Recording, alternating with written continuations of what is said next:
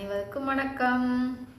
ஓம் சாய்ராம். ஜெய் ஜெய் சாய்ராம். குருவே சரணம். குரு கடாட்சம். நாம் எப்படி வாழ கற்றுக்கணும்? பற்றற்ற நிலையில் வாழ கற்றுக்க வேண்டும். சரிங்களா? பற்று எல்லாத்துலேயுமே பாசம் பற்று இது எல்லாமே அதிகமாக வச்சுட்டு நாம் கொடுத்துட்டு நம்மளுக்கு திரும்ப கிடைக்கல அப்படிங்கும்போது மனம் அதிகமாக பாதிக்கப்படுகின்றது இல்லைங்களா? அப்போது நாம் என்ன பண்ணணும்னா, நாம் வந்துட்டோம், நமக்கு உண்டான குடும்ப கடமைகளை நாம் கரெக்டாக செஞ்சுக்கிட்டு நம்ம என்ன பண்ணணும், அன்பை கொடுக்கணும், பாசத்தை வைக்கணும், இல்லைன்னு சொல்லலை. அதை நாம் திரும்ப எதிர்பார்க்கலாமா அப்படின்னா பார்க்கக்கூடாது. சரிங்களா? நாம் கொடுத்துடுவோம், நம்மளுக்கு திரும்ப கிடைக்கலங்கும்போது என்ன ஆகும்னா மனமானது அதிகமாக பாதிக்கப்படுகின்றது. ஆமாவா இல்லையா? சொல்லுங்க பார்க்கலாம். அப்போ என்ன பண்ணலாம்? நாம் அதை திரும்ப எதிர்பார்க்க வேண்டாம். ஒன் வே நாம் கொடுத்துடுவோம். சரிங்களா? நமக்கு உண்டானது நமக்கு எப்பயுமே நம்மளை தேடிட்டு வந்துடும். நாம் கொடுக்க கொடுக்க நாம் எதை கொடுக்குறோமோ அதை நம்மளுக்கு வந்துடும் இல்லைங்களா? அப்போ நம்ம என்ன பண்ணலாம்? அன்பை தான் கொடுக்கணும், பாசமாக தான் இருக்கணும் அப்படின்னு முடிவெடுத்துக்குவோம். அதையே ஃபாலோ பண்ண பண்ண பண்ண பண்ண பண்ண அது நம்மளை தேடிட்டு வந்துடுமே. எதுவுமே நாம் தேடும்போது நம்மளுக்கு கிடைக்குமானா கிடைக்காது.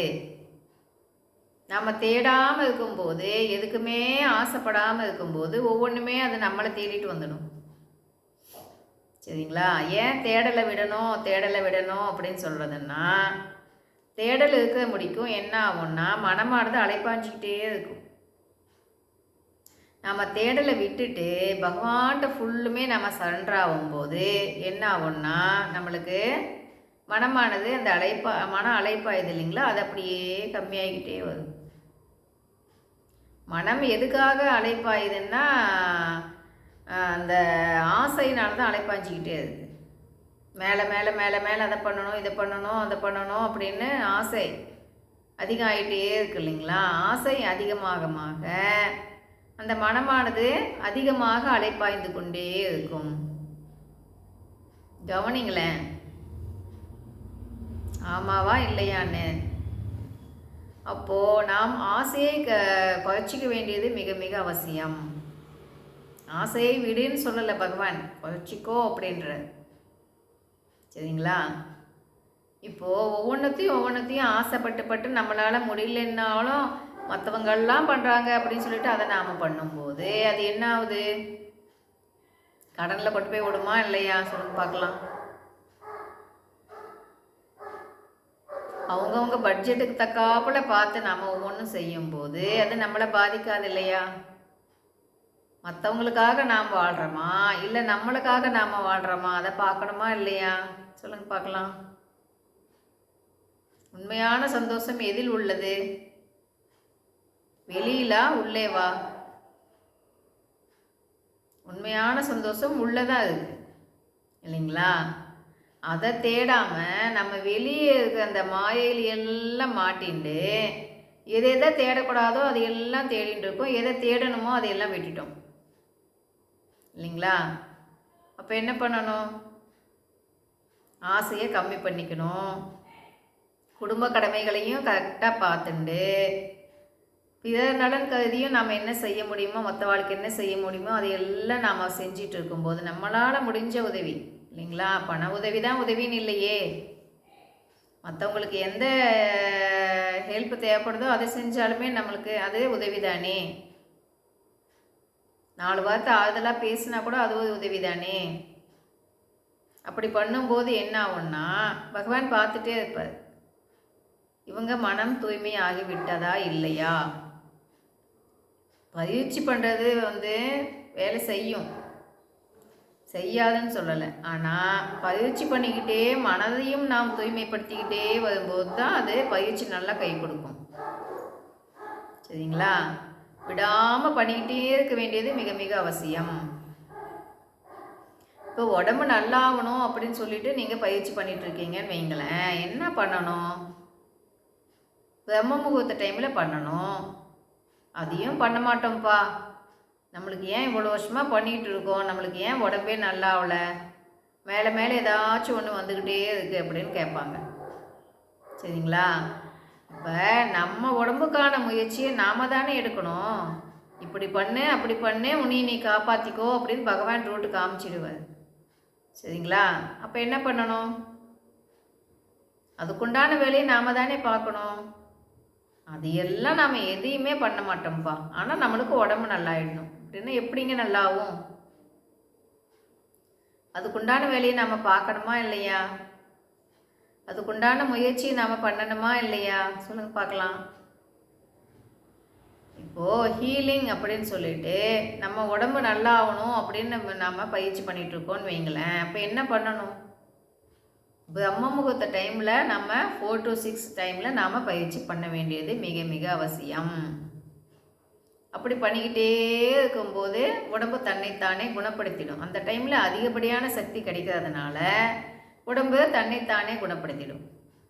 சரிங்களா? மற்ற டைம்லேயும் கிடைக்கும், மற்ற டைமில் கிடைக்கிறத விட அந்த டைமில் அதிகப்படியான சக்தி கிடைக்கும். அப்போது நமக்குண்டான முயற்சி நாம் தான் அதை எடுத்து நம்ம விடாமல் முயற்சி பண்ணிக்கிட்டே இருக்கும்போது தான் அதில் நம்மளுக்கு வெற்றி கிடைக்கும். எதையுமே பண்ணாமல் நோகாமல் நொங்கு திங்கணுன்னா முடியுமா? சொல்லுங்க பார்க்கலாம். நொங்கு திங்கணுன்னாலே அதை ஒவ்வொன்றா அதை உரிச்சு தான் சாப்பிட முடியும் இல்லைங்களா? அப்போ நம்ம உடம்பு நாம் வாங்கிட்டு வந்த விதிக்கு தக்காப்புல தான் நம்மளுக்கு எல்லாமே அமையுதுங்கும்போது, இன்பம் துன்பம் எல்லாமே அதுக்கு தக்காப்புல தான் அமையுது. அப்படிங்கும்போது உடம்பும் அதில் தானே கெடுது. அது எல்லாமே நம்ம வாங்கிட்டு வந்தது தானே. அப்போ அதுக்குண்டான வழியை ரூட்டு காமிக்கும்போது அதை நாம் தானே பண்ணணும், கடைப்பிடிக்கணும் இல்லைங்களா? அப்போ என்ன பண்ணலாம்? நம்ம தேடலை முன்ன விடணும். தேடலை விட்டுட்டு அமைதியான பகவானை பிடிச்சிட்டு உங்ககிட்ட ஒப்படைச்சிட்டேன்ப்பா நீ பார்த்துக்கோ அப்படின்னு விடும்போது என்ன ஒன்றா, நாம் தேடிகிட்டே இருக்கும்போது நம்மளுக்கு கிடைக்குமானா கிடைக்காது. நாம் எப்போ தேடலை விடுவோமோ அப்போ ஒவ்வொன்றா நம்மளை தேடிட்டு வந்துடும். அப்போ நம்ம யோசிப்போம், அடடா நாம் இதுக்கெல்லாம் ஆசைப்பட்டு தேடும்போது இதெல்லாம் நம்மளுக்கு கிடைக்கவே இல்லையே, இப்போ நாம் எல்லா ஆசையுமே விட்டுட்டோமே, இப்போ எப்படி எல்லாமே நம்மளை தேடிட்டு வருது எப்படி நாமளே யோசிப்போம். சரிங்களா? அப்போ நம்ம என்ன பண்ணலாம்? தேடலை விடுவோம், ஆசையை கம்மி பண்ணிக்குவோம், பற்றற்ற நிலையில் வாழ கற்றுக்குவோம். அப்போ தான் மனம் பாதிக்கப்படாது. ஒவ்வொன்றும் நாம் கொடுத்துட்டு நம்மளுக்கு கிடைக்கல அப்படிங்கும்போது மனம் அதிகப்படியாக பாதிக்கப்படுது. யோசிங்களேன், உண்மைதானே? அப்போ என்ன பண்ணுவோம்? யார் மேலே பற்று வைக்கணும்? பகவான் மேலே மட்டும்தான் பற்று வைக்கணும். சரிங்களா?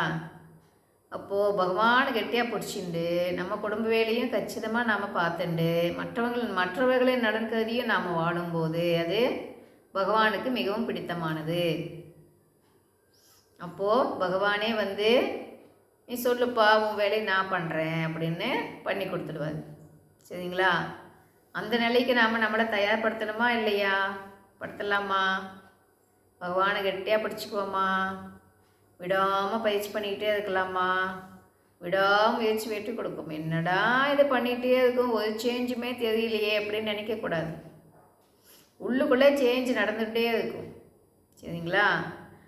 அவங்கவுங்களுக்கு எப்போ அந்த கர்ம வினை முடிகிற டைம் வருதோ அப்போ உள்ளுக்குள்ளே நல்லா வேலை செய்யும். சரிங்களா? சில பேர்த்துக்கு உடனே நடக்கலாம், சில பேர்த்துக்கு சில வருடங்கள் ஆகலாம், சில பேர்த்துக்கு இந்த இதில் முடியலனாலும் அதில் அடுத்த பிறவிலையும் தொடரலாம். அதுக்கெல்லாம் நம்ம முயற்சி எந்த அளவில் நாம் பண்ணுறோம் அதன்படி தான் ஒவ்வொன்றும் நடக்கும். சரிங்களா? அப்போது நாம் திரும்பவும் இந்த பிறவின்ற பெருங்கடலை கடந்துக்கிட்டே இருக்கணுமா, இல்லை இந்த இதுலேயே நாம் நல்லபடியாக வாழ்ந்துட்டு முக்தி அடையணுமா அப்படின்னு நாம் தான் முடிவு பண்ணணும். சரிங்களா? அப்படின்னா என்ன பண்ணணும்? பற்றற்ற நிலையில் வாழ நம்ம கற்றுக்கணும். சரிங்களா? அப்போது பகவான் என்னென்ன சொல்கிறாரோ அதையெல்லாம் ஃபாலோ பண்ணுவோம். விடாமல் பயிற்சி பண்ணுவோம். விடாமுயற்சி வெற்றி கொடுக்கும். வெற்றி நிச்சயம். பாய். கேட்டதுக்கு நன்றி.